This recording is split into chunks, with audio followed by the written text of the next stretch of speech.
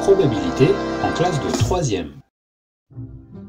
Pour bien résoudre les exercices de probabilité en 3e, il faut bien connaître la nouvelle notation et comprendre le vocabulaire avec leur définition. Vous allez souvent rencontrer les mots comme épreuve, équiprobable, événement contraire, arbre d'issue et arbre de probabilité. Voyons tout cela. La notation. À partir de la 3e, on note maintenant les probabilités comme une formule mathématique. On écrit la probabilité P de l'événement A, P de A. C'est toujours le nombre de cas favorables sur le nombre de cas possibles. Par exemple, pour mon événement A, obtenir pile, je vais écrire P de A égale 1/2. L'épreuve. C'est le renouvellement de l'expérience aléatoire, c'est-à-dire que l'on va répéter la même expérience plusieurs fois. Attention, l'expérience est répétée dans les mêmes conditions. Par exemple, si je lance 2 fois le même dé, j'ai 2 épreuves. Équiprobable ou équiprobabilité. On utilise ce mot quand tous les événements ont la même chance de sortir, donc la même probabilité. Pour une pièce de monnaie équilibrée, obtenir pile et obtenir face ont la même probabilité de 1/2.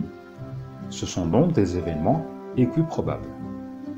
Pour un dé à 6 faces non pipé, les probabilités d'obtenir l'un des 6 chiffres sont aussi les mêmes. Elles valent toutes 1/6. Pour ces 2 exemples, on va donc parler d'équiprobabilité. Événement contraire. Il faut bien sûr avoir un premier événement A pour en définir son contraire. Si A est l'événement contraire va s'appeler A bar et le noter comme ça. On peut dire aussi non A, mais c'est plus pratique de dire A bar vu qu'il se note aussi facilement. Exemple. Quand je jette un dé à 6 faces, l'événement A est obtenir un nombre pair. L'événement contraire A bar est obtenir un nombre impair. Si je regarde bien avec mon univers, avec l'événement A, je peux obtenir les nombres 2, 4 et 6. Et avec l'événement contraire, j'obtiens 1, 3 et 5. Il faut bien remarquer que quand je rassemble l'événement avec son contraire, j'obtiens tout l'univers. La réunion de ces 2 événements me donne bien tout l'univers.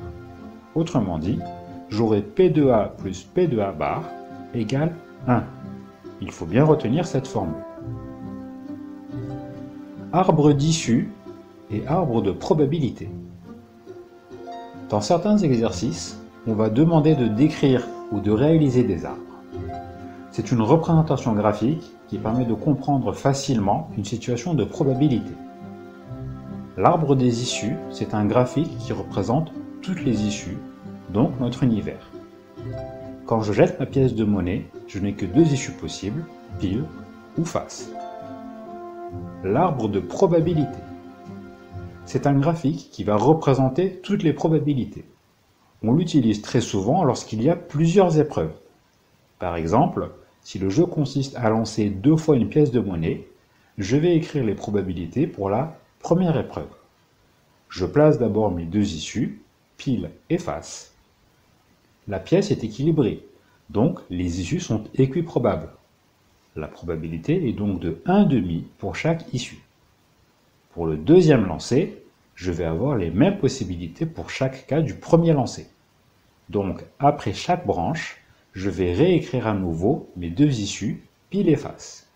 Et pour chaque cas, j'ai encore les mêmes probabilités, donc 1/2 partout.